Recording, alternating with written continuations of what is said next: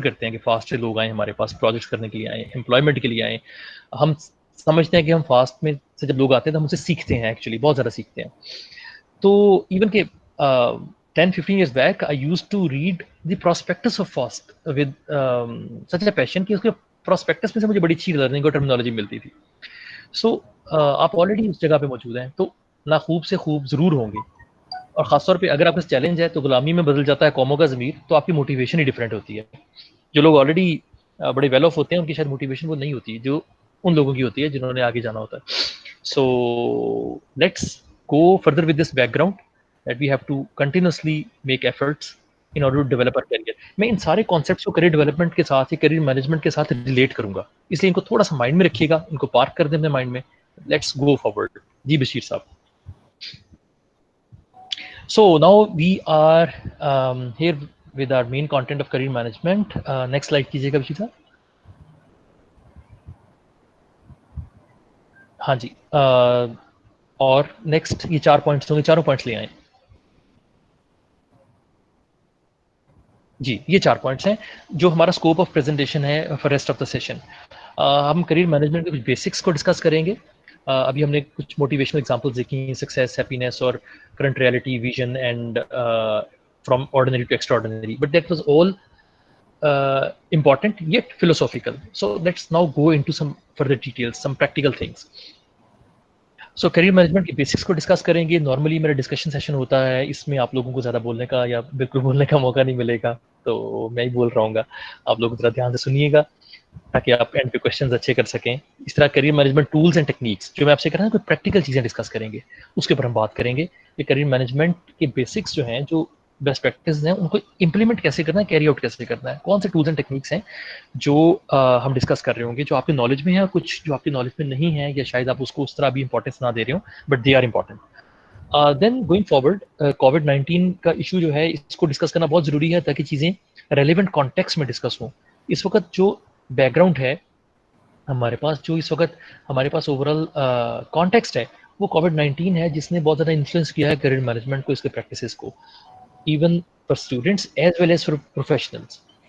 और ये कब तक ऐसे होगा, क्या होगा, nobody is sure about it. So इसको हम डिस्कस करेंगे। सो करियर मैनेजमेंट, और इसमें हम एक स्लाइड पे ये डिस्कस जरूर करेंगे कि करंटली पीटीसीएल में जो लोग एम्प्लॉयड हैं, उनके करियर्स के हवाले से हमने किस तरह प्रैक्टिस को अडॉप्ट किया या चेंज किया है और चेंज कर रहे हैं हम। और फाइनली जो है कुछ अपॉर्चुनिटीज़ हम डिस्कस करेंगे लर्निंग एंड ग्रोथ से रिलेटेड, जो पीटीसीएल में हम आपको ऑफर कर सकते हैं। समटाइम्स कुछ बजटेड कंस्ट्रेंट्स होते हैं, लेकिन अगर आप थोड़ा गौर करें तो बहुत सारी चीज़ें ऐसी होती हैं जो बजट के कंस्ट्रेंट के बगैर भी पॉसिबल होती हैं। जैसे अब ये सेशन हो रहा है फॉर इंस्टेंस, सो इसमें बस थोड़ा सा हमने इन्फ्लुएंस किया, थोड़ा हमने हेड ऑफिस से रिक्वेस्ट की और कंसेंट ली, और then we were able to conduct this session. So there was no budgetary constraint, और कोई पैसे, कॉस्ट, कोई ऐसी चीज़ शामिल नहीं थी इसमें जिसकी वजह से काम रुक जाए कि जी मुझे कोई अप्रूवल लेना था उसके लिए हेड ऑफिस से या आप लोगों से। सो जी गोइंग फॉरवर्ड, हम सबसे पहले करियर मैनेजमेंट के बेसिक्स को टच बेस करते हैं। जी सर। हाँ जी, ये अच्छा, अब कुछ ना आपको पिक्चर नज़र आएँगी। इसके मैं आपको लॉजिक बताता हूँ कि ये पिक्चर्स हैं, तो पिक्चर ले आएँ, सारी ले आएँ। मेरा ख़्याल है दे आर 8 पिक्चर्स। 8 हाँ जी, बस आ गई, ठीक है। अच्छा, मैं नॉर्मली जब सेशन कराता हूँ स्टूडेंट के साथ इन क्लास, तो उनसे मैं वन बाय वन पूछ रहा होता हूँ कि आपका जो करियर है, ये किसकी रिस्पॉन्सिबिलिटी है? सबसे पहले उनके एम्प्लॉयर के बारे में पूछता हूँ।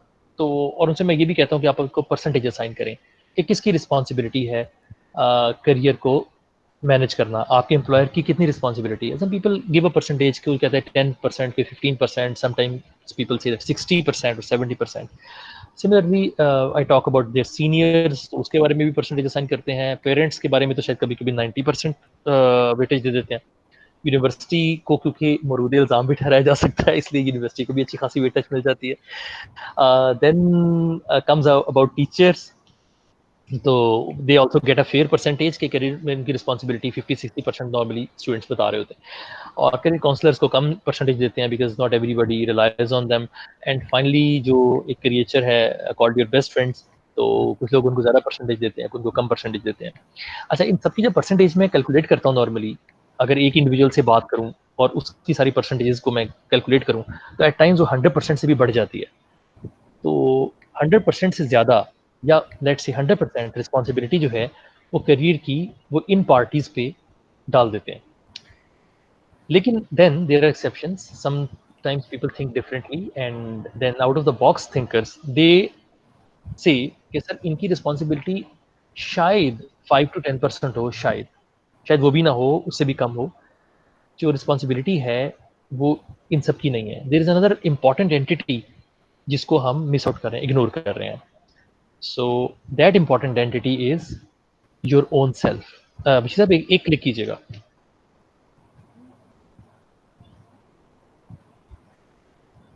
हाँ जी, ये जो all of them are actually not responsible. Actually you are responsible for your career. अब इसको हम देखते कैसे हैं. आप करियर से मुराद आपकी पूरी जॉब, आपका पूरा लाइफ लॉन्ग प्रोसेस है, मैं उसकी बात कर रहा हूँ. आज से 10 साल के बाद आप एक अच्छे करियर में हैं या नहीं हैं, क्या आप वापस आके यूनिवर्सिटी में अपने टीचर्स का, सीनियर्स का, या आप अपने कोई 5 साल 6 साल पुराना मैनेजर जो आपको ये भी नहीं पता दुनिया में मौजूद कहाँ पे है, कनाडा में है, अमेरिका में है, क्या आप उसका गिरेबान जाके पकड़ सकते हैं कि भी तुम्हारी वजह से मेरा करियर जो है वो डेवलप नहीं हो पाया, या मैं बाकी लोगों से पीछे रह गया हूँ? क्या आप अपने बेस्ट फ्रेंड्स को मोरूद इल्ज़ाम ठहरा सकते हैं, उनको ब्लेम दे सकते हैं कि तुम्हारे टाइम वेस्ट करने की वजह से आज मैं करियर में सक्सेसफुल नहीं हूँ? भाई सो व्हाट, अब नहीं है, उसने टाइम वेस्ट कर दिया आपका, तो अब क्या? नुकसान किसको हो रहा है? प्रॉब्लम किसको हो रहा है? Who is suffering, who is the victim? So victim or not, choice is yours. So this is the choice that in current reality you have to make, and you can only make this choice if you have got some purpose or vision or passion. यार कुछ करना है जिंदगी में. तो इसी तरह university को आप वापस आके नहीं कह सकते 5 साल के बाद कि यार आप लोगों ने कोर्स नहीं ठीक पढ़ाया था. भाई नहीं पढ़ाया था, अब तो सब कुछ अवेलेबल है इंटरनेट पे, ओपन सोर्स है, हर चीज़ मौजूद है. Go about it, influence, talk to people. Okay, if you have not been taught, or if you have not taken that knowledge, take further admissions, go somewhere, do something. But it is at the end of the day, you are the one who is responsible, not only to enter a career, but also to maintain and be successful in that career, maybe over the period of next 20, 30 years. So if Bashir Saab is kind enough to take us to the next slide. So this is not what I'm saying. Harvard is saying that according to the research and according to the people who you can consider successful on various dimensions, obviously it is a relative definition, but still, if you say कि वो बहुत ज़्यादा successful हैं उनके relationship के लिहाज से, अपने करियर के लिहाज से, अर्निंग के लिहाज से, ऐसे लोगों से जब उन्होंने परसेप्शन कलेक्ट की और उन्हें स्टडी किया over the period of many years, they got to know that it is 99% individual, you yourself, who is responsible for managing your career, and 1% weightage has been given to manager. Why? Because when you will become a manager, we will expect कि अच्छा आप अपने नीचे subordinate को develop करने के लिए opportunity दें. तो वो अपॉर्चुनिटी जो है वो 1% उसको एलोकेट की है. इवन मैं जाती तौर पर समझता हूँ कि ये 1% भी ठीक नहीं है. ये अपने मैनेजर को भी हमें नहीं देना चाहिए. उसकी वजह क्या है? एक मैनेजर आपको डेवलप ना करे, आपके अगेंस्ट हो जाए किसी वजह से, वो आपसे इनसिक्योर हो जाए कि यार ये बंदा कहीं मेरी जगह ना ले ले आके, तो क्या आप वहाँ बैठे रहेंगे? आप कॉम्प्रोमाइज़ करते रहेंगे? Because you are a human being, you are not a tree, so you can move your place. You can get rotated, you can leave the organization even. You can leave the profession, you can join another line, you can start your own business or whatever you do. But at the end of few years, you cannot blame that manager कि भाई तुम्हारी वजह से मेरा career develop नहीं हो सका.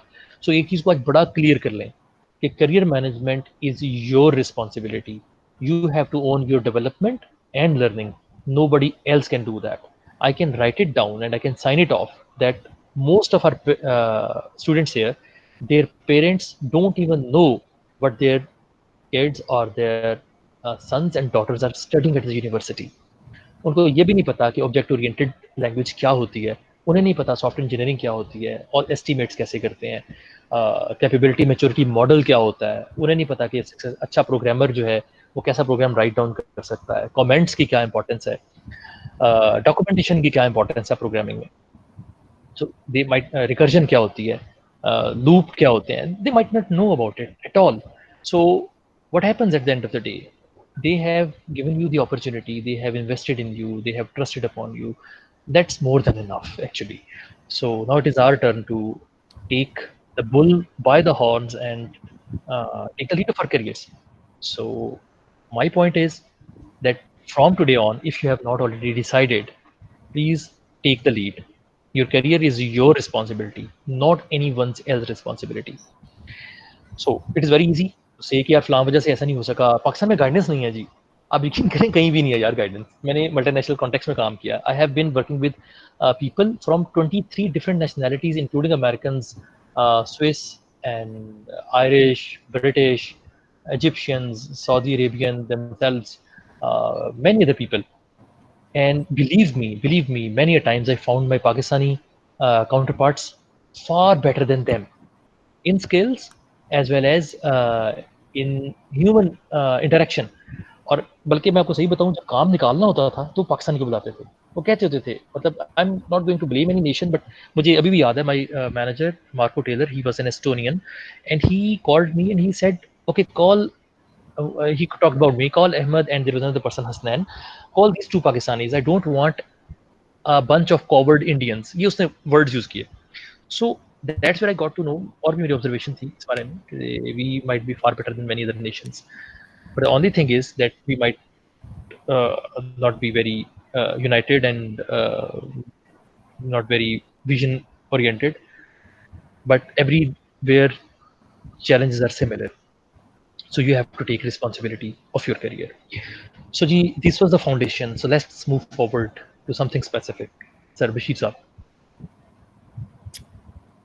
हाँ जी, हमारी बात हो गई. You have to own your development, own your career. Next.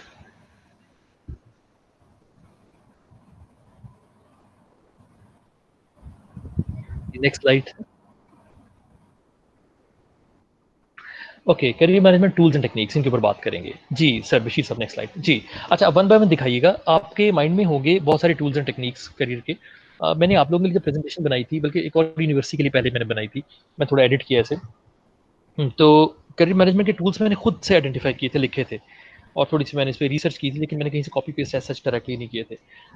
तो मेरे ज़हन में कोई तकरीबन 12-13 के करीब टूल्स आए थे. उन 12-13 में से मैंने कि 10 के करीब टूल्स यहाँ आउटलाइन किए हैं. अगर मैं स्टूडेंट से नॉर्मली पूछूं तो वो नॉर्मली 2-3 टूल्स या 4 टूल्स के बाद वो ब्रेक लगा देते हैं, कि जैसे वो बताते हैं कि CV is one of their tools of career management. Yes, that's true. Similarly they talk about cover letters, fine. Then you can see on your slide data management. You might be having a lot of data that you will produce during your career management process all your life. Data, by data I don't mean that the work you are doing in an organization. It is about your personal data, your credentials, your CVs, your achievements, your articles or whatever.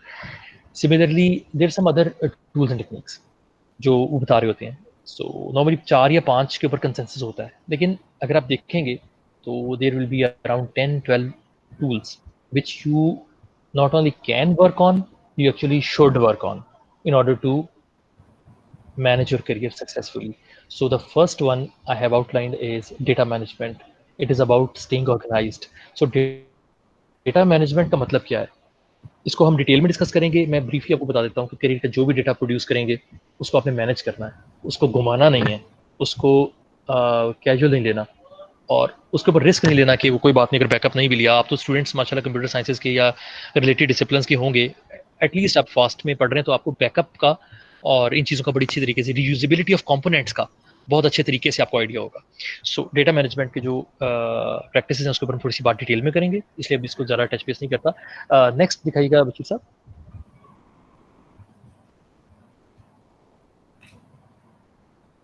So next tool is up to date CV या resume. ये आपका बहुत अच्छे तरीके से ready होना चाहिए. इसके ऊपर आपके सेशन हो चुके हैं, हम ज़रा डिटेल में नहीं जाते, लेकिन स्टैंडर्डाइज्ड फॉन्ट्स यूज़ करना, अच्छे फॉन्ट्स यूज़ करना, और स्पेसेस को मैनेज करना, स्पेलिंग मिस्टेक्स को अवॉइड करना, एक्सपीरियंस को अच्छे तरीके से लिखना, ये सारी चीज़ें जो हैं, और इम्पॉर्टेंट इन्फॉर्मेशन को एक्सक्लूड होने से बचाना, ये सारी चीज़ें सीवी राइटिंग में आती हैं. आपने अच्छे तरीके से पढ़ा होगा, सो हम इसको ज़्यादा बात नहीं इसके ऊपर करें. But the point is this is one of the most important tools of your career management that you don't only require at the start of your career, you also need it during your career. हाँ जी, next कीजिएगा. हाँ, well articulated cover letter.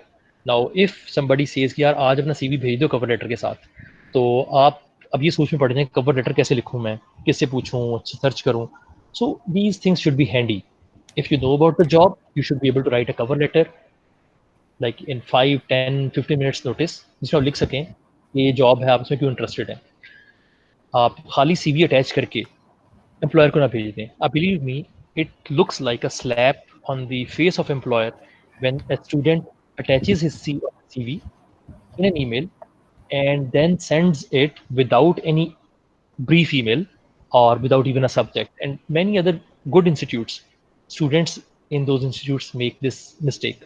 They just make a CV, convert it into PDF, and then they just send it as an attachment without anything. So cover letter होना चाहिए। अच्छा, इसी तरह अगर कोई कहे अच्छा यार मुझे अपना सीवी दो, या आपको पता चलता है कि जॉब हो सकती है, आपको ज़्यादा स्पेसिफिक नहीं पता ऑर्गेनाइजेशन या चीज़ों का, तो एक जेनेरिक कवर लेटर लिखना जो है वो आना चाहिए आपको। सो इसको जो है हम फर्दर गोइंग फॉरवर्ड देख सकते हैं। ओके जी, नेक्स्ट देखिएगा ऋषि साहब, नोट्स। अच्छा, मैं इसको बड़ी इंपॉर्टेंस देता हूँ। ये वो चीज़ें जो शायद आप इनमें से कुछ चीज़ें दूसरों को दिखाएंगे, फिर जैसे कवर लेटर है, people will be looking at it, CV people might be looking at it, but if you talk about data management और your notes, they are up to you. अपने तरीके से लिखें, अपनी क्रिएटिविटी भी इंसान की होती है, अपनी राइटिंग में इंसान लिखता है जिसको ज़्यादा अच्छे तरीके से अंडरस्टैंड करता है। तो ये चीज़ें जो हैं ये आप तक महदूद है, लेकिन ये बहुत इंपॉर्टेंट है। नोट्स का मतलब क्या है कि जब सीवी में जो कंटेंट डाल रहे हैं और जो आपके रिस्पॉन्सेज इंटरव्यूज में होंगे, there has to be a strong and concrete connection between these two things, content and your responses. If somebody asks you कि अच्छा ये आपने जो लिखा हुआ है अपने सीवी में, और ये चीज़ एक्चुअल में आपको उतना नहीं पता इसका, और आप कहते हैं जी मैंने तो सिर्फ सीवी का वेटेज इंक्रीज करने के लिए लिखा था, या मैंने वैसे ही लिखा था, तो आपकी क्रेडिबिलिटी जो है एकदम जीरो पे जाएगी। और credibility is one of the most important components when we look forward to hiring people, making them part of a team. So credibility बहुत इंपॉर्टेंट है। एट टाइम्स हम स्किल के ऊपर भी नहीं जाते, हम कहते हैं स्किल हम सिखा लेंगे, बंदे की क्रेडिबिलिटी और एटीट्यूड होना चाहिए। सो अपने नोट्स अपने पास रेडी रखें, एक सीवी का प्रिंट लें, उसके ऊपर अपने नोट्स लिख लें, चाहे अलग से लिखें, आपका अपना तरीकाकार हो सकता है, but this is also one of the tools that you have to keep ready in order to go out and make an impact. अच्छा, नेक्स्ट कीजिएगा। हाँ, ग्रुप डिस्कशन की मैंने आपसे शुरू में बात की थी, तो ग्रुप डिस्कशन की एबिलिटी जो है इसको भी रिफाइन करके रखें, आपको किस टाइम ज़रूरत पड़ सकती है।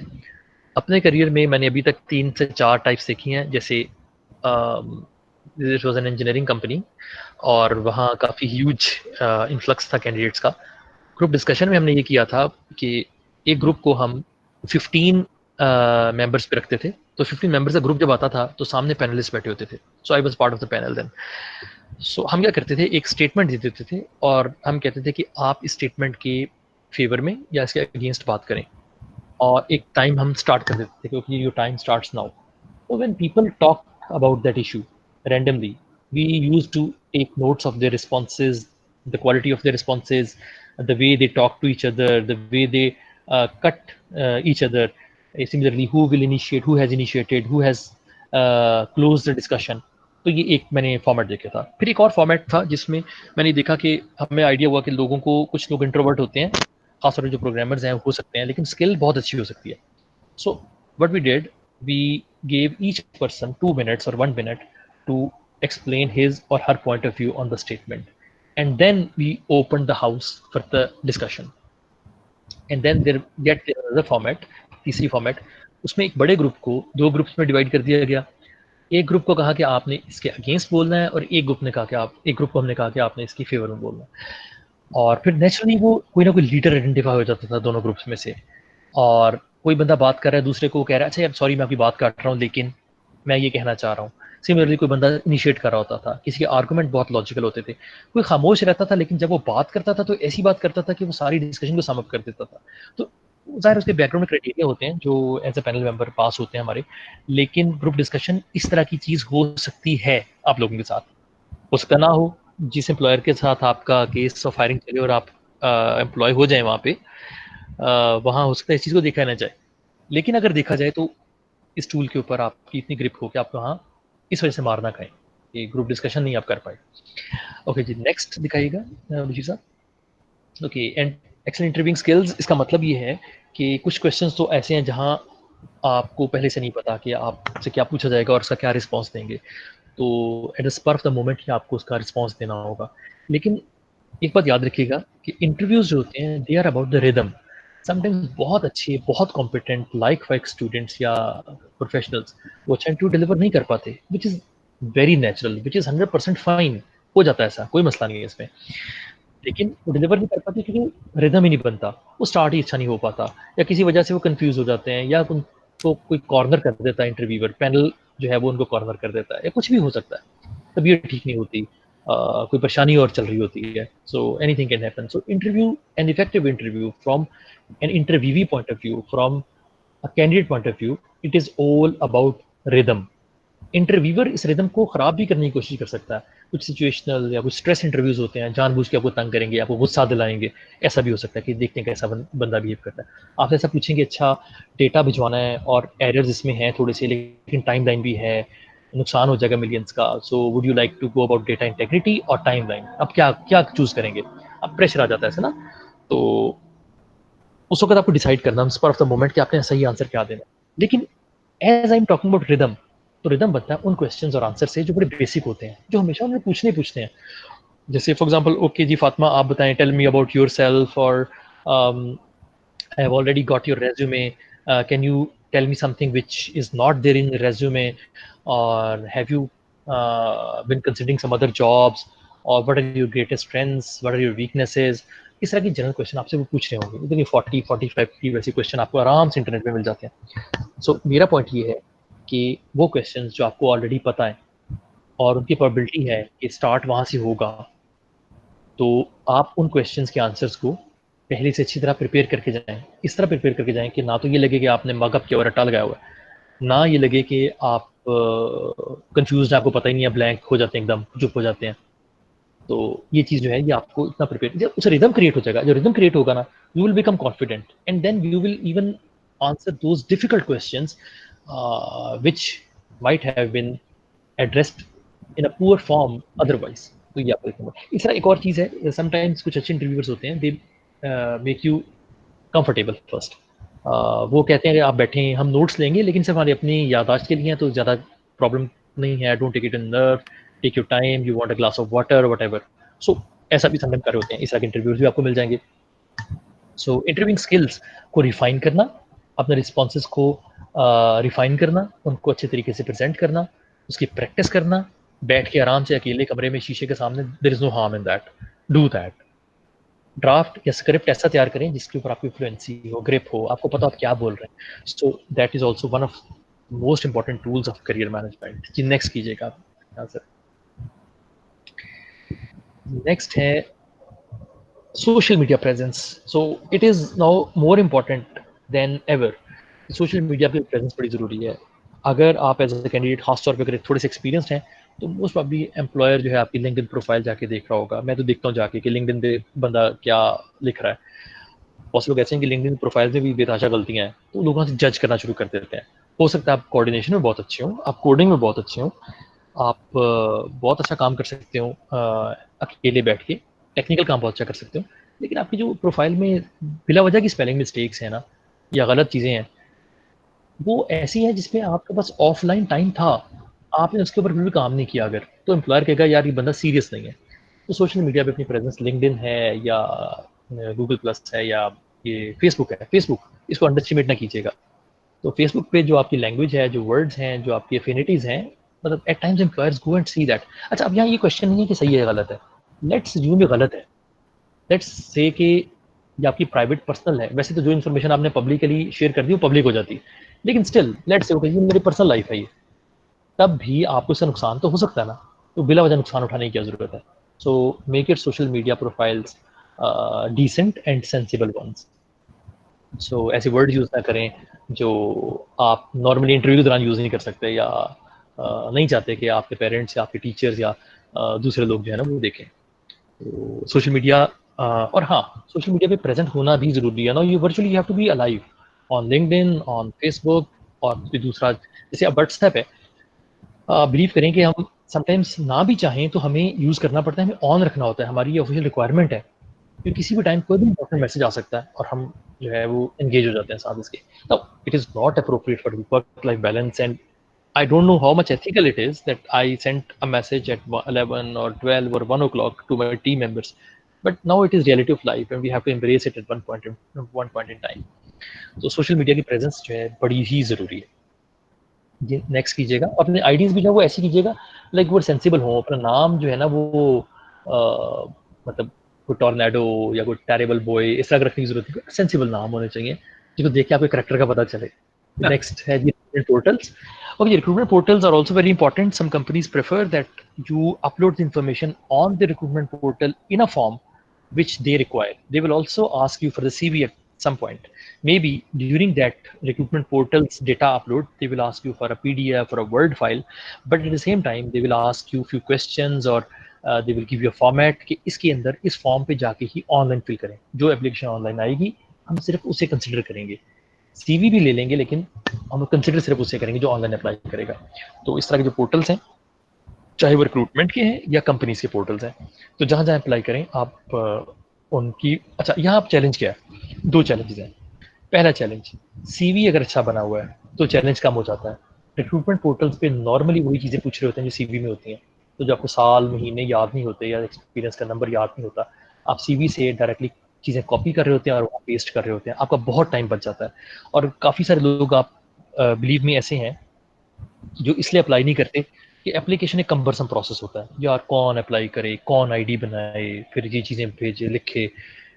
तो आपका सीवी अच्छा बना हुआ है, डायरेक्टली चीज़ें फ़ौरन अपलोड करें, क्योंकि ऑनलाइन रिक्रूटमेंट पोर्टल्स में कुछ क्वेश्चंस ओपन एंडेड भी होंगे।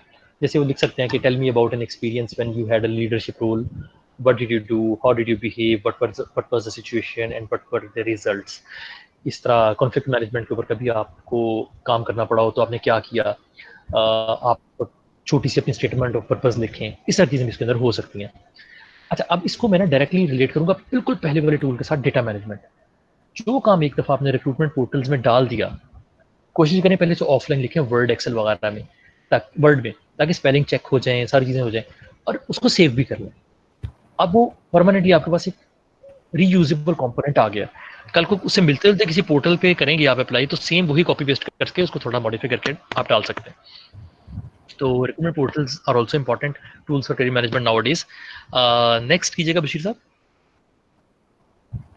ट्रेनिंग्स एंड क्रेडेंशियल्स अगर आपने की हैं, जैसे अब ये सेशन की बात कर रहे हैं, तो you can always mention it in your CV, specially जब शुरू के कुछ साल अभी आप ट्रेनिंग्स नहीं कर रहे या कंपनी अभी आपको ट्रेनिंग नहीं करवा रही, तो पहले 6 महीने साल में आप इस तरह की सेशंस का भी जिक्र कर सकते हैं। कोई और सेशन भी आप करते रहते होंगे, तो उन ट्रेनिंग्स और क्रेडेंशियल्स का रिकॉर्ड अपने पास रखें, और वो भी एक टूल के तौर पर काम आएंगे। आप सीवी में मेंशन कर रहे होंगे, एट द सेम टाइम वो आप कल को इंटरव्यू में बता रहे होंगे और उसका फायदा भी उठा रहे होंगे। नेक्स्ट कीजिएगा।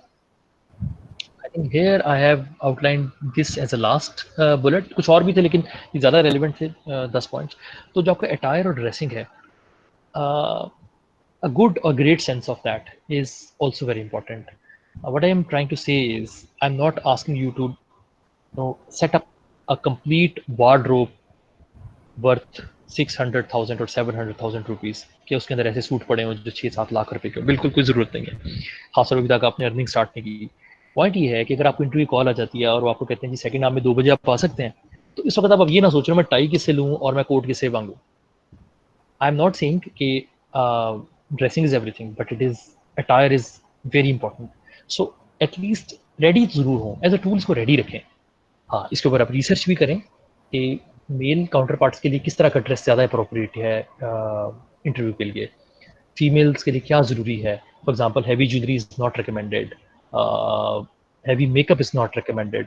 इस तरह की कुछ और चीज़ें हैं जो आप देखेंगे तो आपको पता लग जाएंगी, मिल जाएंगी। इंटरनेट पे भी बेस्ट प्रैक्टिसेस में भी हैं, but whatever you have to put on while going for the interview should be ready. उस वक्त रेडी हो, ये ना कि मजबूरी में हील पहन के जानी पड़े और वहाँ मतलब गिर जाए आप और कोई मसला हो। तो जो आप कैरी कर सकती हैं यूज दैट। मुझे पता आप लोग हंस भी रहे होंगे थोड़े से, लेकिन that is a fact of the matter. I have seen people getting rejected because of their attire. Now again I am not saying this is right और wrong, it might be considered as a discrimination, but why you should embrace that loss. जब पता है एक बात का, तो वो आ बैल मुझे मार्क करने वाली जरूरत ही नहीं है। Go in a way that your chances for selection are high. बाद में कंपनी के अंदर जाके आप उसका देखें कैसा कल्चर है और क्या होता है वहाँ पे, तो उसको देखें आप, उसके मुताबिक आप may be you can wear jeans और T shirt being programmers, or maybe you have to stay formal, you are in client negotiation, role whatever it is, so you have to adapt to that. तो ये हो गए जी tools, ये कुछ basic tools हैं। ये presentation में request करूंगा बशीर साहब से कि पीडीएफ में इनको प्रोवाइड किया वो आप लोग शेयर भी कर लें। सो इस पर कोई कॉपीराइट्स नहीं है, तो आप इसे शेयर कर लें स्टूडेंट्स के साथ और इसको आप जो है टाइम टू टाइम देखते रहें। अच्छा, अब हम नेक्स्ट पे चलते हैं। पर्सनल डेटा मैनेजमेंट जो एक पहला टूल है, इसके बारे में आप ये कहूँगा कि जिस कंपनी में अप्लाई करें आप, उस कंपनी का एक फोल्डर अपने लैपटॉप पे ज़रूर बना लें और में जो भी डेटा प्रोड्यूस करते हैं, चाहे उन्होंने कुछ 6-7 क्वेश्चन पूछे थे, उनके आपने 200 वर्ड्स ईच के आंसर तैयार किए, आपने उस कंपनी में जो सीवी भेजा, उस कंपनी में जो कवर लेटर भेजा, वो सारे जो हैं आप डिलीट नहीं करें, वो रख लें, क्योंकि जैसे ही उससे मिलती-जुलती जॉब के लिए अप्लाई करना पड़ेगा, आप उसी फ़ोल्डर के कंटेंट को कॉपी करें, पेस्ट करें, नया फ़ोल्डर बनाएँ और उसके अंदर मॉडिफ़ाई करके उसको फ़ौरन भेजें। मतलब मेरा ये रूल था जब मैं स्टूडेंट था और जब मैं बल्कि वहाँ से जब मैं निकला हूँ, even I was professional at the start of my career as well. So मेरा ये था कि अगर आप 10 से 15 मिनट्स के अंदर अप्लाई नहीं कर सकते ना किसी जॉब के लिए, तो इसका मतलब है you are not ready for that. और उससे मतलब है कुछ भी, लाइक सीवी माँग लें, आपसे अपने क्रेडेंशियल्स माँग लें, उनकी कॉपीज़ माँग लें, वो सारी स्कैन पर्सनल डेटा मैनेजमेंट की मैं बात कर रहा हूँ अब, सारी स्कैन्ड फॉर्म में आपके पास पड़ी होनी चाहिए। जो सारा रिकॉर्ड आपका, not only it is a backup, it will also help you avoid certain situations के एम्प्लॉयर कहता है कि जी अच्छा मुझे ये चीज़ें भेज दो। अब आप बैठे हुए हैं जी मैं ये चीज़ कहाँ से भेजूँ, मुझे बाहर जाके काम करवाना पड़ेगा। अब तो इतने अच्छे-अच्छे टूल्स आ गए I'm so हैं, sorry to interject. I think there's a connectivity issue. Can we check with the students if they are okay? Are they, receiving the signal proper? Can they hear sure, properly? Sure 26 नज़र आ रहे हैं मुझे, लेकिन आप पूछ लें sir फिर भी। Yes. Yes, sir. Everything going fine. Okay, all right. I Yes, think sir, we can hear you clearly. fine. Okay, all right. Ahmed sir, please go ahead. Okay, तो ये पर्सनल डेटा जो है ना, इसको manage करें। अच्छा, ये मैं अब सिर्फ करियर की बात नहीं कर रहा, ये आपकी लाइफ से रिलेटेड बहुत ज़रूरी है। आप जैसे भी प्रोफेशनल और जिसे अमली ज़िंदगी जिसमें आप बड़ी ही जल्दी दाखिल होने वाले हैं और कुछ लोग हो भी चुके होंगे, उनके ऊपर ऑलरेडी रिस्पॉन्सिबिलिटीज़ होंगी बहुत ज़्यादा, उसमें एंटर हो जाएँ, तो it is not about only your career. Personal data is about every personal aspect of you. कल को आप गाड़ी खरीदते हैं, उसकी एक अपनी कार की फ़ाइल बना लें। आप बैंक के साथ ट्रांज़ैक्शन करेंगे, बैंक की फ़ौरन फ़ाइल बना लें। कोई कागज़ बैंक का ज़ाया नहीं करना, क्योंकि आपको पता नहीं किस टाइम पे ज़रूरत पड़ जाए आपको। इसी तरह आप की इंश्योरेंस है, उसकी फ़ाइल बना लें। आपकी डिग्रीज़ हैं, क्रेडेंशियल्स हैं, उसकी एक हार्ड कॉपी फ़ाइल बना लें। ये सारे फ़ोल्डर्स, अब मैं अपनी अगर बात करूँ, मेरे पास मेरा ख़्याल है कोई 12 से 13 फ़ोल्डर्स हैं। कल को आप कोई घर खरीदते हैं, कोई किराए पे मकान लेते हैं, उसकी फ़ाइल बना लें। सारी डॉक्यूमेंटेशन उसको सेफ रखें उसके अंदर, और जहाँ तक पॉसिबल हो इस डेटा को सॉफ्ट कॉपी में कन्वर्ट करें और उसको भी किसी इंडेक्स के साथ, किसी एक्सेल फाइल में इंडेक्स हो उसका, ईमेल के अंदर आप उसको सेव कर लें, कहीं भी डेटा सेव करें। आपके पास रेडिली अवेलेबल होना चाहिए, दुनिया में कहीं भी चले जाएँ आप, तो आपके पास कुछ ना कुछ का अवेलेबल होना चाहिए। सो अब तो कैम स्कैनर आ गया है मोबाइल में, स्कैनिंग करवाने के लिए जाना ही नहीं पड़ता कहीं पे। There is so much useful technology available now. So mind my words, if you manage your data, personal data well, believe me, inshallah ta'ala, you will be a successful person. Why? Because you will be able to take on many opportunities जो otherwise आप ignore कर देंगे कि अच्छा यार करना पड़ेगा, data कहाँ से लेके आऊँ, वो डॉक्यूमेंट मुझे मिलता है कि नहीं मिलता, चेकबुक, अच्छा यार तो गुम गई चेकबुक। अब चेकबुक का पहला पेज और आखिरी पेज का आपको नंबर चाहिए होगा किसी भी टाइम, क्रेडिट कार्ड बनवाने के लिए फर्क चाहिए, आपसे फ़ोन पे पूछ रहा है, तो आपके पास एक एक्सेल की शीट हो, फ़ौरन खुल जाए सामने, आप देखें उसको फ़ौरन फ़ोन पे बताएं। Few months back, maybe last year, my family had to go for a visit to the UK, and there was a medical test required, tuberculosis कहते हैं उसे, टीबी का टेस्ट होता है, तो उसके लिए अपॉइंटमेंट लेनी थी। मुझे भी याद है कि मैंने फ़ोन किया उनके ऑफिस में, IOM के नाम से, इंटरनेशनल ऑफिस ऑफ मेडिकल, इस तरह कुछ है वो ऑर्गेनाइजेशन जो करती है। तो उन्होंने मुझे कहा कि अपनी इन्फॉर्मेशन रेडी रखें और हमें कॉल करें। मैंने कॉल की, अब वो रैपिड क्वेश्चन पूछ रहे थे, अच्छा ये बताएं एज क्या है, डेट ऑफ बर्थ क्या है, पासपोर्ट नंबर क्या है, फलां क्या है। वो सारी मेरी इन्फॉर्मेशन सामने शीट में थी। अगर मैं अच्छा रिस्पॉन्स नहीं देता, बड़ी मुश्किल से मुझे वो लाइन मिली थी, कनेक्ट हुई थी, और अगर हो भी जाती तो शायद क्रेडिबिलिटी कम हो जाती थी, पता नहीं कौन अप्लाई करना चाह रहा है, क्या है। तो दैट बीइंग सेड, डेटा को इतने अच्छे तरीके से ऑर्गेनाइज करें कि आप अपने ही मोहताज ना हो कि मैं देखूंगा, मैं करूंगा, बाद में कर लूंगा। बिलीव मी, अभी जो टाइम आ रहा है, अब आप लंबी चौड़ी प्लानिंग्स नहीं कर सकते। जो काम 5-10 मिनट में हो सकता है उसको फौरन कर लें, दैट इज स्मार्ट वर्किंग। फौरन करें, खत्म करें उसको। If you do not drive that nail right away, बाद में आपके पाँव में लगना ही लगना है किसी सूरत। तो इसलिए उसको फौरन फौरन से काम करें। You have to be on your toes, start living on edge, and start doing it. But personal data management is your key to success, inshallah. बहुत काम आएगी आपकी. Not about career data, all of your personal data. You never know when you will need it. आप कल को कमाएंगे इंशाल्लाह, अच्छा आपकी सैलरी एक टाइम अमाउंट ज़्यादा हो जाएगी तो आपको टैक्स रिटर्न जमा कराने पड़ेंगे. अगेन आपको आपके मोबाइल नंबर का टैक्स रिकॉर्ड चाहिए होगा, आपको अपना NTN नंबर फॉरन निकालना होगा, बहुत सारी चीज़ें होंगी, तो डेटा शुड बी रेडी. ठीक है जी. ओके जी, इस पे मैं थोड़ा फोकस ज़्यादा इसलिए करना चाह रहा था कि बहुत से लोग इसकी इंपॉर्टेंस को अंडरएस्टिमेट करते हैं, लेकिन ये बहुत important. It is actually it is unavoidable, it is inevitable now. You have to keep the record. जी नेक्स्ट कीजिए, जरा बैकअप भी आप लेते रहेंगे. नेक्स्ट स्लाइड जो है, आई थिंक इट्स अबाउट, एक पार्टिसिपेंट कम हो गए, बशीर साहब तो नहीं कम हो गए? जी okay fine. COVID career management and practice at PTCL, इसके ऊपर हम डिस्कशन करेंगे. एक बहुत बड़ा चैलेंज जो है हम फेस कर रहे हैं, और ये चैलेंज जो है अभी ख़त्म नहीं हुआ, गॉड फॉरबिड शायद शुरू हुआ है. So let's talk about it. So next slide.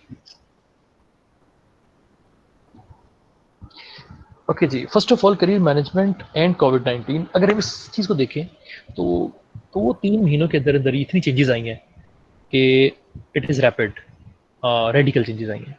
So the first and maybe the biggest learning out of this scenario is that things are changing and they're changing fast and they will further change.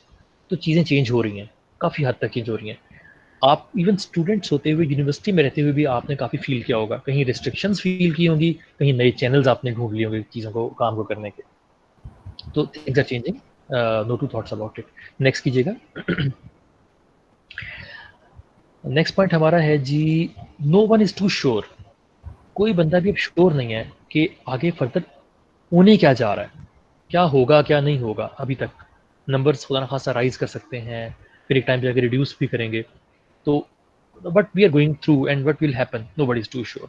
So if Donald Trump says one thing at one day and a video containing the analysis of all his speeches during the following days that says that his statements were so conflicting कि एक चीज़ वो जो कह रहे हैं 17 मार्च को, it is altogether different on 29th March.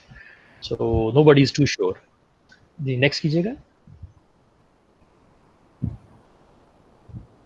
Ji, new behaviours will be seen in day to day life. अच्छा, ये एक इंपॉर्टेंट पॉइंट है. अब मैं आपको करियर मैनेजमेंट के पॉइंट ऑफ व्यू बताऊंगा और आपको एम्प्लॉयर के पॉइंट ऑफ व्यू से भी यहाँ थोड़ा सा गाइड करता हूँ. When I was in Saudi Arabia, it was year 2014 and 15. So even at that time what happened, हमारी एक ट्रेनिंग हुई थी और उसमें उन्होंने हमें कहा था कि ये कोरोना वायरस होता है. ये 2014-15 की बात बता रहा हूँ मैं आपको. कोविड-19 का नहीं पता था उस वक्त हमें. कोरोना की ऑलरेडी 6-7 टाइप्स थी, तो हमें कोरोना वायरस होता है. और सऊदी अरेबिया में क्योंकि कैमल्स बहुत ज़्यादा है, तो कैमल्स से ये लग सकता है. तो लिहाजा हम क्योंकि नॉर्मली वीकेंड्स पे आउटस्कर्ट्स में जाया करते थे, डेजर्ट में जाया करते थे, वहाँ सफारी भी देखते थे, और इस तरह के डेट्स और खजूरें, उनके बागात और ये वो चीज़ें सारी, या life style of many rich people, आपको एक्सपोजर मिलता, काफ़ी चांस मिलता है उधर. सो जो खासतौर पे कैमल फार्म्स होते थे, तो हमें वहाँ कहते थे कि आपने जाना है तो you have to be very careful.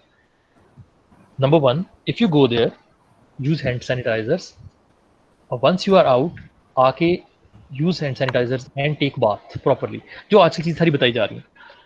अगर आपको छींक आए तो उस वक्त मैंने सीखा था कि एल्बो रखते हैं नोज़ के ऊपर, और उस वक्त से मेरी ये 6-7 साल से आदत बड़ी पक्की डेवलप हुई है छींक लेने का. उसके बाद मैंने सारे पोस्टर्स भी लगवाए थे, और कोरोना का उस वक्त हमें उनको बाय नेम बताया था. अच्छा, इसी चीज़ को सामने रखते हुए वहाँ इसको पसंद नहीं किया जाता था, क्योंकि बहुत सारी नेशनैलिटीज़ थी, तो बार बार हाथ मिलाना और इसी तरह हग करना, एम्ब्रेस करना, इसी को पसंद नहीं किया जाता था. अगर आप हाथ मिला, क्योंकि हमारे पाकिस्तानी को बहुत आदत होती है, एक ही मुलाकात में 5 से 10 मिनट के अंदर वो 3 या 4 दफ़ा हाथ मिलाते हैं. तो मैंने खैर जाके, अल्लाह का शुक्र है अल्हम्दुलिल्लाह, बड़ी क्विकली इस चीज़ को देख लिया और अडेप्ट कर लिया. इसी तरह कोई पॉकेट्स के अंदर हाथ डाल के फिर रहा हो, सख्त नापसंद किया जाता है. तो इस तरह के कुछ बिहेवियर्स हैं जो पहले वहाँ मैंने देखे थे एक मल्टीनेशनल सेटअप में, एक डाइवर्सिफाइड सेटअप में. अब वो चीज़ जो है, it is also applicable in domestic context. अब शायद आप कंफर्टेबल नहीं होंगे कि बहुत से लोग आप साथ आके हाथ मिलाएं, हक करें. तो इस तरह अगर आप इंटरव्यू में जाते हैं, सो अगर बहुत बड़ा टेबल है दरमियान में और पैनल बैठा है टेबल की दूसरी साइड पे, और वो कोई 25 लोगों को इंटरव्यू कर रहे हैं, तो they might not be interested कि आप आएँ और आके फ़ौरन से उनको हाथ मिला लें आके। आप हेजिटेट करेंगे मिलाऊँ, ना मिलाऊँ, तो आप यू हैव टू जज क्विकली। अगर पैनल खुद से हाथ आगे कर देता है तो मिला लें, अदरवाइज़ कोई ज़रूरत नहीं है। Believe me, even with before this corona pandemic, normally we were not very comfortable in shaking hands, क्योंकि होता क्या था, पैनल के सामने चाय और खाने की चीज़ें पड़ी होती। चाय पड़ी है, बिस्किट्स पड़े हैं, कुछ ऐसी स्नैक्स पड़े हैं, तो वो टाइम टू टाइम खाते रहते हैं। तो जब एकदम वो हाथ मिला लेते हैं तो उनके ज़हन में होता है अच्छा यार अब हाथ धोने पड़ेंगे। और अब ये चीज़ बड़ी पक्की हो गई है कोरोना के बाद। तो आपको इस तरह के बिहेवियर जो है वो अडॉप्ट करने पड़ेंगे when you go to the organisation for interview and even then when you join them. इसी तरह you have to show more hygienic state of yourself. Like आप खाने से पहले हाथ धो रहे हैं नहीं धो रहे, के साथ बैठ के खाना खा रहे हैं, चाय पी रहे हैं कि नहीं धो रहे, आप फेस को हाथ लगा रहे हैं नहीं लगा रहे। सो ये डे टू डे बिहेवियर्स भी अब चेंज हो जाएंगे। बेहतर है कि इनको जल्दी अडैप्ट कर लिया जाए, और उसको आपको अपने घर से और अपनी यूनिवर्सिटी से अडैप्ट करना स्टार्ट करना पड़ेगा, क्योंकि यहाँ से ही वो आदतें पड़ी होती हैं, वहाँ जाके भी रहती हैं। मैं जाता हूँ तो अपनी कोर टीम के साथ जो मेरे कोर मैनेजर हैं, मैनेजर पेरोल है मेरे साथ, मैनेजर एचआर ऑपरेशंस हैं, मैंने इनके साथ मतलब बहुत डिस्कशंस होती हैं, डेली मीटिंग्स होती हैं। तो मेल काउंटर पार्ट के साथ हम रोज़ाना मिलते हैं, तो वी एम्ब्रेस ईच अदर। वो चीज़ अब कम हो जाएगी। जैसे मैं उस दिन गया हूँ, I went to office for signing few files and my manager payroll, we were in the same office, like one story above he was sitting, and we coordinated on phone because there was no need to interact face to face.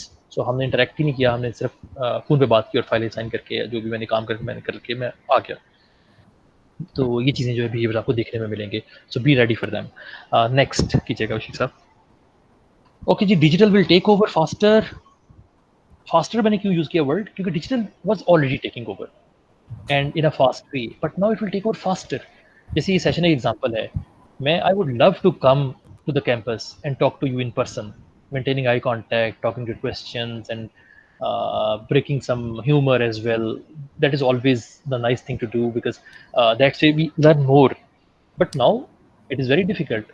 But I cannot comment on somebody मजाक में भी, हल्के फुल्के तौर पे lighter note भी कुछ नहीं कह सकता। कासिम को फॉर एग्जाम्पल मैं नहीं कह सकता कासिम तुम चेंज हो गए हो, जब मैंने लास्ट टाइम देखा था तुम डिफरेंट थे। मैं नहीं बात कर सकता ना, क्योंकि because how can I do that. So जिन्होंने डीपी लगाई हुई है तो पता नहीं कितनी पुरानी होगी। सो पॉइंट ये है कि digital will take over faster. और इसकी दूसरी एग्जांपल ये कि हमारी ऑर्गेनाइजेशन में जो ट्रेनिंग्स हैं, क्लासरूम ट्रेनिंग्स रुक गई हैं, लेकिन डिजिटल ट्रेनिंग्स ने टेक ओवर कर लिया। हमारे पास बहुत से कोर्सेज हैं, 25 April is the deadline and everybody was given 50 courses, जिसमें से वो सिलेक्ट करके जितने चाहे कोर्स कर ले। एक 20-30 डेज में 50 courses were available, world class online dedicated courses जो नॉर्मली एक्सेसिबल नहीं होते। तो कंपनी ने उनकी सब्सक्रिप्शन लेके हार्वर्ड के और स्किल सॉफ्ट के तरह कोर्सेज जो हैं दे मेड अवेलेबल। अब उसका कोई फ़ायदा उठाता है नहीं उठाता, ये बात की बात है। या लोग इंप्रेशन देते हैं कि during like this month if somebody has done 0 course, तो उसका मतलब क्या है कि that person is not learning oriented. शायद वो एजाइल नहीं है, इंटरेस्टेड नहीं है। But somebody might have done 10 courses or 20 courses. So digital is going to take over, be it meetings, virtual sessions, electronic learning tracks, or data sharing, presentations, whatever you name it, and they have it. एक example आपको देता हूँ, हमारी company book club होता है, उसे हम कहते हैं सेंट्रल जोन है हमारा, या जो पंजाब है तो हम कहते हैं सेंट्रल जोन का बुक क्लब है। और उसमें पंजाब के डिफरेंट रीजन में प्रोग्राम कर रहे होते हैं कि एम्प्लॉइज होते हैं, and somebody reads a book and gives a review of that book, कोई अच्छी रेलेवेंट बुक। अब हमने क्या किया है कि सारे को हमने डिजिटल पे शिफ्ट कर दिया है। प्रीवियसली हमारी फैसलाबाद की टीम है, they were having this session digitally, जिस तरह हम अभी एक्जैक्टली सेशन कर रहे हैं। सो थिंग्स आर शिफ्टिंग, जिसको हम कहते हैं ना, पहले कंफर्ट लेते थे, लग्जरी लेते थे कि यार क्या जरूरत है, फेस टू फेस ही काम हो सकता है, दूसरा काम इफेक्टिव नहीं होता। अब साइकोलॉजिकल चीज़ आ गई है, माइंडसेट चेंज हो गया है, मजबूरी बन गई है तो करना ही पड़ेगा, काम हो रहा है सारा। तो आपका क्या ख्याल है कि पेंडेमिक के बाद हम दोबारा चले जाएंगे उस चीज़ के ऊपर जिसको हम नॉर्मल समझते थे? No, now there will be a new normal. अब वो चीज़ जिसके बारे में थोड़े शकूक व शुबहात थे, वो कंफर्म हो गई है कि नहीं, इस तरीके से भी काम हो सकता है, घर से बैठ के भी काम हो सकता है, सैटरडे ऑफ करके भी काम हो सकता है। तो सारी चीज़ें जो हैं वो अब या नॉर्मल सेट हो जाएगा, क्योंकि एक वेदर प्लेजेंटली और अनप्लेजेंटली बहुत सारी चीज़ें, बहुत सारा ह्यूमन पोटेंशियल टेस्ट हो गया। नेक्स्ट कीजिएगा अभिषेक साहब। Speed of learning and agility are going to matter, कि आप कितनी जल्दी अडेप्ट करते हैं इन सॉफ्टवेयर चैनल्स को, कितनी सीखते हैं, खुद से सीखते हैं, सेल्फ बेस्ड लर्निंग करते हैं, अपने आप को बिजी रखते हैं. Now it is going to matter a lot in time to come. आप ये नहीं कह सकते अगर आपका बॉस आपको कहता है कि जी यार ऐसा करें आप जूम के ऊपर या गूगल का जो आपका प्लेटफॉर्म है या टीम्स का हमारे पास एक प्लेटफॉर्म अवेलेबल है, आप उसके ऊपर एक ऐसा करें टीम की मीटिंग सेटअप कर लें. अब मैं कभी भी यूज़ नहीं करता था नॉर्मली ये टीम्स, MS टीम्स कहते हैं उसे सॉफ्टवेयर. लेकिन once my boss assigned me the task to schedule a meeting with 20 people, so I had to practice it and I had to research over it. अच्छा ये button press इधर से करना है और ये स्केड्यूल इधर से करना है. फिर मैंने भेजे, फिर लोगों को कॉल किया रैंडमली, यार तुम्हें इनवाइट मिल गया, अच्छा ज़रा एक्सेप्ट करो उस इनवाइट को. उसे एक्सेप्ट किया, फिर मैंने देखा अच्छा मेरे पास क्या चेंज हुई है. अच्छा अगर मैं किसी को इनवाइट नहीं करता हूँ वो स्टिल मौके पे ज्वाइन कर सकता है कि नहीं कर सकता, वगैरह वगैरह. There are so many things. So now I am very comfortable. अब शायद मैं अपनी टीम से भी एक्सपेक्ट कर रहा हूँ जो मेरी डाउन द लाइन है, यार टीम्स के ऊपर आओ सेशन, फ़ोन को छोड़ दो, हम इकट्ठे काम या मीटिंग की ज़रूरत नहीं है. If you are sitting in Multan और Faisalabad, okay be it like that, वहीं से हम बात कर लेंगे. इस तरह की बातें जो है ना अब होंगी. नेक्स्ट कीजिएगा. नेक्स्ट पॉइंट है जी हमारा रेज्यूमे और इंटरव्यू के बारे में, कि जो आपका रेज्यूमे है वो और आपका इंटरव्यू, वो इन चीज़ों को आप रिफ्लेक्ट करें, ये बहुत ज़रूरी है. फॉर एग्जाम्पल पहले आपने मूक का नाम सुना होगा, MOOC, मूक, मैसिव ऑनलाइन जिस तरह की कोर्सेज है ना, कम्युनिटी जो कोर्सेज की. तो ये जो कोर्सेज हैं जैसे कोर्सेरा पे है और बहुत सारी वेबसाइट्स हैं, अच्छी वेबसाइट्स हैं. तो पहले हम हंसते थे कि यार कोर्सेरा से कोर्स कर लिया तो जिसने अपना वो सर्टिफिकेट लगा दिया उस पर लिंक्डइन पे और इसको लिख दिया अपने CV में. पर now it is not joke any more, it is a serious matter. अच्छा यार इससे कोर्सेरा से इतने अच्छे से एक्सेल के बेसिक्स में किया हुआ है, बेसिक ऑफ साइकोलॉजी में किया है, या मैनेजमेंट बेसिक्स में किया है, राइटिंग स्किल्स में किया है. यार कुछ ना कुछ तो सीखा होगा ना, कहीं ट्रेनिंग के लिए जा नहीं सकता था, ये वर्कशॉप अटेंड नहीं कर सकता था. तो इसका मतलब है he or she is interested in his or her learning. So that's where your resume and then your interview both should reflect this digital and agile and speedy and changed behaviors.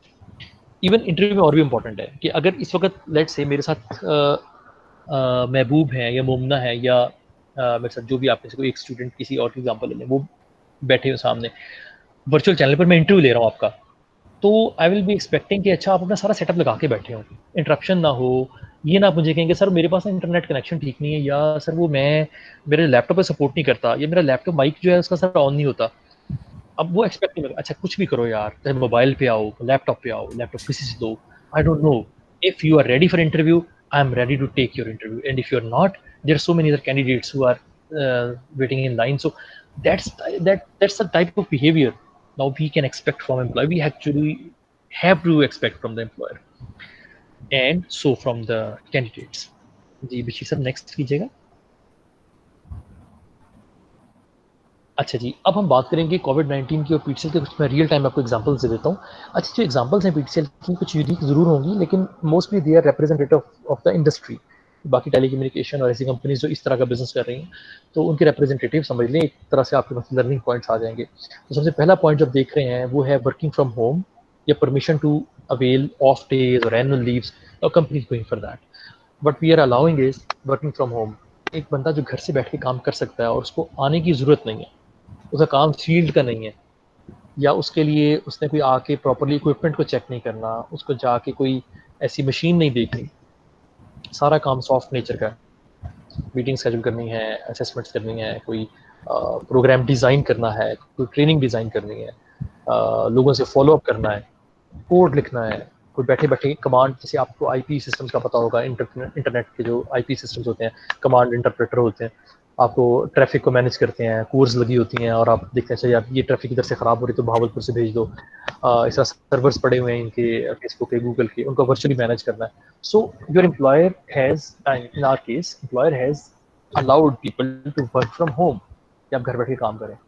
हाँ, अगर उसमें problems आ रहे हैं तो ठीक है, exceptionally हम partially लोगों को एंगेज कर लेते हैं, आप आ जाएँ क्रिटिकल टाइम पे, लेकिन हमें बड़ी अच्छी तरह अंदाज़ा हो गया कि कौन सा काम घर से बैठ के आराम से हो सकता है. तो we have actually asked people to work from home as long as it is possible, as far it is possible, because people's safety is more important than profit or revenue and everything else.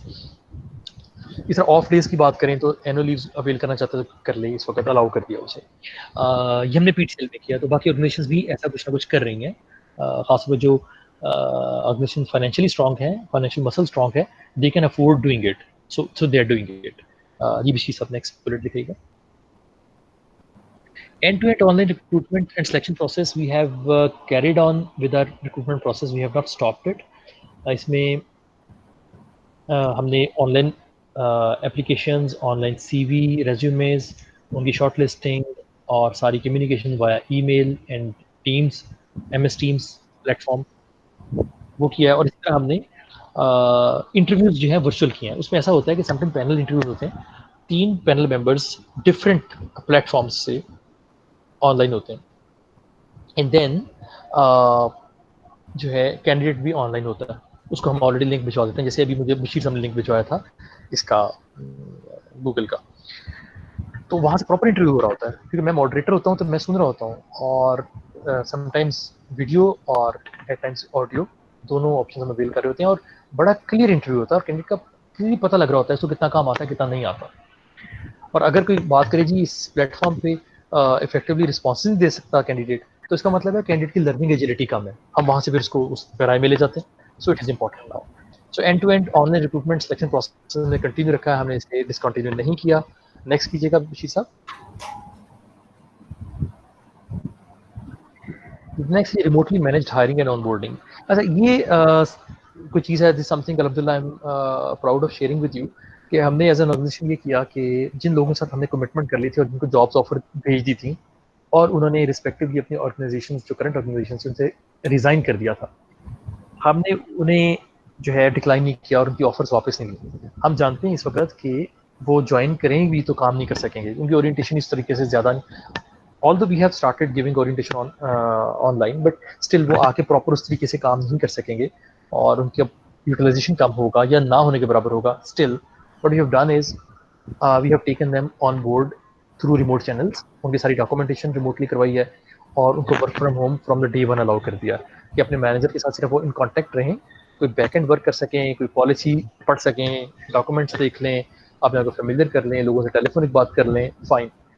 लेकिन क्योंकि वो अपने organisation से resign कर चुके थे, तो इसलिए उनको उसी दिन से सैलरी हमने दी है जिस दिन से कमिटमेंट हुई थी, चाहे कोरोना का इशू था या नहीं था। तो अल्हम्दुलिल्लाह this is something I am very happy about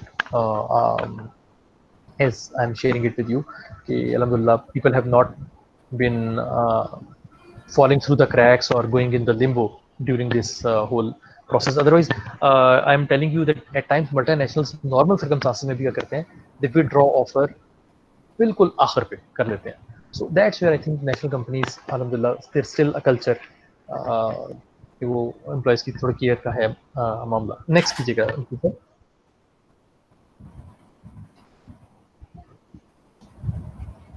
ji next point हमारा है digital learning self based training courses. ये मैंने आपको जैसे बता दिया डिटेल में कि ये हमने अलाउ कर दिए हैं एम्प्लॉयज़ को, they are expensive but still we been able to manage. तो एज एन ऑर्गेनाइजेशन प्रैक्टिस में आपसे शेयर कर रहा हूँ कि this is now on for all the management employees at least, या हर वो बंदे के पास ईमेल एड्रेस अवेलेबल है, उन सबको हमने कोर्सेज असाइन किए हैं और ऑफर कर दिए हैं। नेक्स्ट कीजिएगा। नेक्स्ट है जी वर्चुअल मीटिंग प्लेटफॉर्म्स की हमने बात की, ये भी हमारी डिस्कशन होगी काफ़ी कि हमने पीटीसीएल में हम MS टीम्स को यूज़ कर रहे हैं ज़्यादा, गूगल के प्लेटफॉर्म को नहीं यूज़ कर रहे या कुछ और प्लेटफॉर्म है तो स्काइप वगैरह को नहीं यूज़ कर रहे, we are using MS Teams. So that is very helpful for our team meetings. Not only we can record the call और meetings right now you are doing it in Google, so we can also do that through MS Teams. It's a wonderful software by the way, if you ever get an opportunity to use it, please do that. जी next कीजिएगा बशीर साहब। हाँ next just as a practice I would like to share with you, actually purpose marketing नहीं है इस वक्त organisation की, purpose ये है कि आपको रियल टाइम एग्जांपल मिल जाए कि what have been done at least at the start of this pandemic. I'm not sure what will happen after 2 or 3 months or what will happen after this year goes by. मुझे नहीं पता next year क्या होगा, लेकिन current scenario जितनी हमें knowledge है being humans, हमारी कंपनी ने जितना इसे एनविजन किया अभी तक, उसके मुताबिक हमने क्या किया, एनुअल इंक्रीमेंट्स और बोनसेस जो हमने स्टॉप नहीं किए, वी एक्चुअली गिव देम, और जो है सैलरीज भी स्टॉप नहीं की। कुछ कंपनीज को करनी पड़ी हैं, कुछ होटल इंडस्ट्री को खासतौर पे देखें टोटली बंद है, तो आई एम नॉट श्योर कब तक हम सैलरीज दे सकेंगे लोगों को, या अनपेड कर देंगे, फिर लोगों को सिर्फ जॉब सिक्योर करने के लिए सिर्फ काम करना पड़ेगा और काम करते रहेंगे लेकिन सैलरी नहीं मिलेगी, सिर्फ जॉब गारंटीड होगी। इस तरह की हॉरिबल सिनेरियोज जो हैं गॉड फॉरबिडन नजर आ रहे हैं, अल्लाह ना करे ऐसा हो, I wish I am wrong about it. But in our company, we were fortunate, alhamdulillah, to have a strong financial background and muscle, and so that's why we have not denied people of their routine salaries, benefits, and annual increments, etc. Next कीजिएगा Bashir sir. PPE stands for personal protection equipment. It is for field staff. So जो है sanitisers हैं, suits हैं। अभी अच्छा ये भी बहुत बड़ा चैलेंज है, इवन डॉक्टर्स को भी अवेलेबल नहीं है, लेकिन कोशिश कर रहे हैं किसी न किसी तरह। फॉर एग्जांपल जो सैनिटाइजर हैं, अब अगर ये नहीं मिल रहे, और अब बिलीव मी मार्केट में बहुत बड़ा ड्रामा है, जो सैनिटाइजर्स हैं वो है ही नहीं सैनिटाइजर्स, वो पता नहीं क्या पड़ा हुआ है वहाँ पे। तो फिर company has taken an initiative जी जी। I was just wondering if how much time is left in the presentation, because we will also have time for the Q&A session. So if it's possible, if you could wind it up. And it is, I think, हाँ जी, only 5 minutes, sir. 5 minute max. शायद उससे पहले complete हो जाए हमारी presentation. Alright, sir. So PPEs के बारे में we are trying our best. So एक एलोवेरा जेल होती है, कुछ और कंपोनेंट्स होते हैं, तो वो मिला के जो भी बनता है, तो इस company has procured raw material then, ताकि उसकी बेसिस पे हम लोग खुद मैनेज कर सकें, because people cannot stop going to field, also field staff, so they should be having bare minimum personal protection equipment. Then कीजिएगा, नेक्स्ट कीजिएगा विशी सर। CSR इनिशिएटिव्स हमारे होते हैं, हर क्वार्टर में एक होता है, तो हमने वो कंटिन्यू रखे हैं, हमने वो सब स्टॉप नहीं किए। लाइक राशन डिस्ट्रीब्यूशन है, रमज़ान में स्टार्ट कर रहे हैं। इस तरह से रिसेंटली 100 बिलियन गवर्नमेंट को हमने फंड में, प्राइम मिनिस्टर फंड में दिया, या फिर एम्प्लॉयज़ ने अपनी 2-2 दिन की सैलरीज जो हैं, most of the management employees, rarely किसी ने नहीं दी होगी, एक्सेप्शन होगी, वो कहीं और इन्वेस्ट कर रहे हैं, ऑलरेडी इस पे काम कर रहे हैं, लोगों की हेल्प कर रहे हैं। Otherwise every employee has donated 2 days salary, which is also a big amount in case of PTCL. So alhamdulillah, we have been doing that. So मकसद ये है कि it's a snapshot of the industry in form of an example from PTCL. So in other companies are also doing that. I'm not saying कि दूसरी companies नहीं कर रही, जैस भी कोई काफ़ी काम कर रहा होगा इसमें, टेलीनॉर भी काम कर रहा होगा, और भी कंपनीज जो हैं इसमें काम कर रही होंगी। All people have to play their role, play their part. I was looking at another company, I don't remember the name exactly, but they had given 20 million recently. So it's a collective problem. Corona is, COVID-19 is not an individual problem or a company problem. So we all have to do it. So alhamdulillah, we have been doing it, other companies are also doing it. So that is the face of working at the organization in context of COVID-19 right now.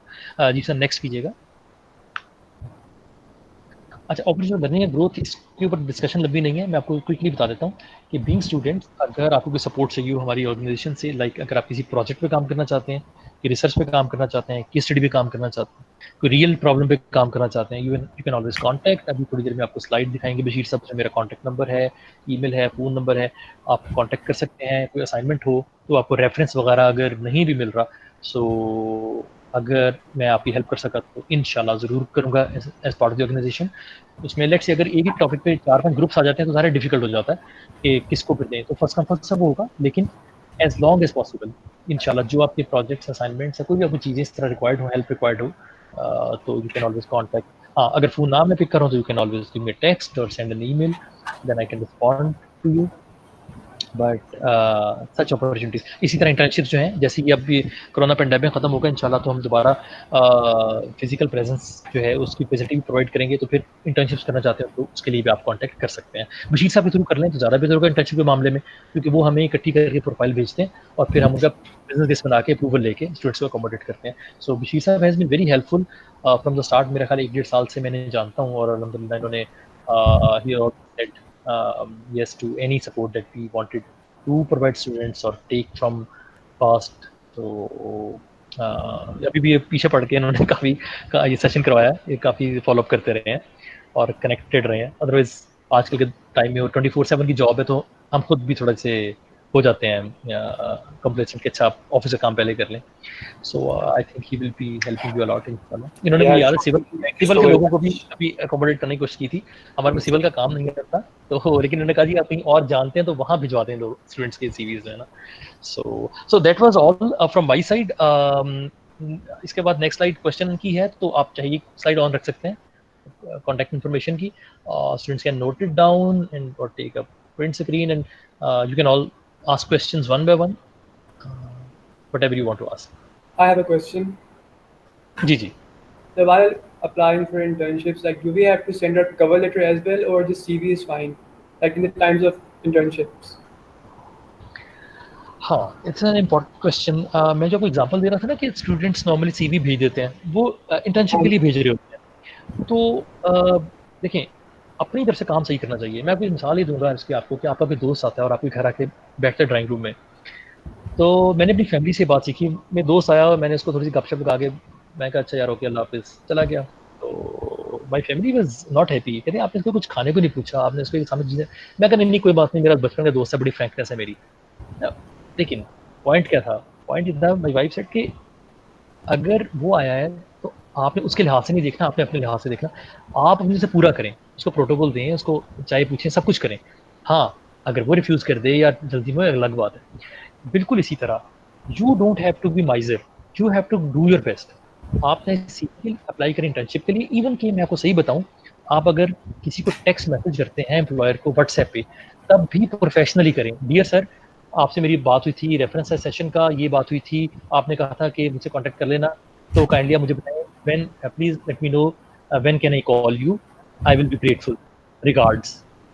तो employer देखती है उसको जो है ना, या professional देखती है उसको, थोड़ा अच्छा यार इसने सीरियस लिया है. अगर आप उसको लिखते हैं सलाम sir, can I call you, call me back, इस तरह के लिखेंगे तो अच्छा वो कहेगा यार ये कौन है, क्यों कर रहा है ऐसे.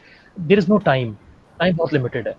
तो you have to grab their attention, so you have to go professionally, even in text messages, WhatsApp, SMS, and email is even more formal than that. So आपको करना चाहिए प्रॉपर कवर लेटर. हाँ, ये ज़रूरी नहीं है कि आप इतना कवर लेटर लंबा लिख दें कि रिसीवर पहले प्रिंट ले इसका और फिर कहे चलो मैं रास्ते में पढ़ लूँगा. 2 पैराग्राफ हो. जैसे मैं आपको एक मिसाल दे देता हूँ कि अगर आप को पता चला किसी जॉब का, तो आप उसे लिख सकते हैं कि these are through credible sources I have come to know that there is a position opening pertaining to, आगे टाइटल दे दें, based on my credentials I feel that I am a strong candidate for this position, please let me know if I can talk to you on phone as well, looking forward to hearing from you. इस तरह का छोटा मोटा लिखे. मैं तो अभी casually बताया ना आपको. आप जब इंटरनेट में सर्च करेंगे आपको बहुत अच्छे टेम्पलेट्स मिल जाएंगे, सैम्पल मिल जाएंगे. एक अच्छा सा बना के रख लें, कॉपी करना है, पेस्ट करना है और भेज देना उसको. तो लाजमी करें, आप अपनी तरफ से पूरा काम करें, फॉर्मेलिटी करें उसकी पूरी. फायदा हो सकता है, नुकसान नहीं होगा. जी, next question.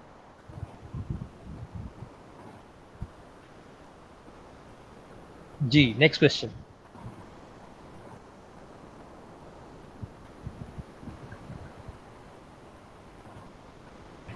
Anybody else on career management, COVID, CV writing, interview, whatever comes to your mind?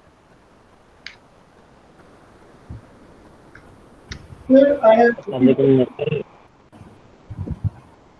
Ji please repeat कीजिएगा. Is anybody else was asking some question? So मेरा question ये है कि I'm a student of BS Accounting and Finance, and I would like to ask कि हमारी field, like I'm seeing कि accounting and finance के लोग adjust कैसे होते हैं as a new corporation, और आपने भी interview किए होंगे. So basically आप क्या skills उनको देखना चाह रहे होते हैं और नाम क्या आपका? जी एसन. फैसल. एसन. अच्छा एसन, यार आपका क्वेश्चन बहुत वैलिड है और बहुत अच्छा है, खासतौर पे फाइनेंस ग्रेजुएट्स के लिए और जो मिलते डिसिप्लिन हैं और इवन दूसरों के लिए भी एक अच्छा लर्निंग पॉइंट हो सकता है. लेकिन this is a very important question. Why I am saying that, I really mean every word of my sentence. It's a very important question. Reason being कि जब आप फाइनेंस की बात करते हैं या अकाउंटिंग की बात करते हैं ना, तो एक बात तो याद रखें कि जिस तरह कंप्यूटर साइंस के ग्रेजुएट का फ़ौरन पता लग जाता है कि उसको काम आता है या नहीं आता, तो फाइनेंस के ग्रेजुएट का भी फ़ौरन पता लग जाता है उससे काम आता है कि नहीं आता. फाइनेंस आपको आती है या नहीं आती, आप अच्छा काम कर सकते हैं नहीं कर सकते, फ़ौरन एरर्स करेंगे या नहीं कर सकेंगे. आपको पता नहीं डेबिट या क्रेडिट का, आपको पता नहीं पोस्टिंग का, या आपको फाइनेंशियल एनालिसिस का, या फ्रेट ऑन बोर्ड का, या आपको पेमेंट टर्म्स का, टाइम वैल्यू ऑफ मनी का, नेट प्रेजेंट वैल्यू, यही वाली चीज़ें ना फाइनेंस में इस तरह की बहुत सारी हो रही होती हैं. तो अगर आपको पता ही नहीं है उनका, तो इमीडिएटली पता लग जाएगा फ़ौरन. आपको इंटरव्यू में रूल आउट कर देंगे कि अच्छा यार इसको तो बेसिक कॉन्सेप्ट्स का नहीं पता, क्योंकि फाइनेंस के कॉन्सेप्ट्स बहरहाल इस्तेमाल होते हैं. अनफॉर्चुनेटली बड़ी ऑर्गेनाइजेशन में ये मसला है कि बहुत सारे फाइनेंस के ग्रेजुएट्स फाइनेंस का काम नहीं कर रहे होते, वो फॉलोअप्स कर रहे होते हैं, लेकिन वो फॉलोअप भी नहीं कर सकते without having that basic knowledge of finance. So सबसे पहली चीज़ फाइनेंस के ग्रेजुएट के लिए ज़रूरी है कि उसकी बेसिक थ्योरेटिकल बैकग्राउंड बहुत स्ट्रॉन्ग होनी चाहिए, नंबर 1। दूसरी बात ये कि once you come to the organisation and you start learning, आपको आती बैलेंस शीट नहीं पकड़ा देंगे। बहुत सारे छोटे छोटे काम, पोस्टिंग्स और फॉलोअप्स और रिकन्सिलिएशंस और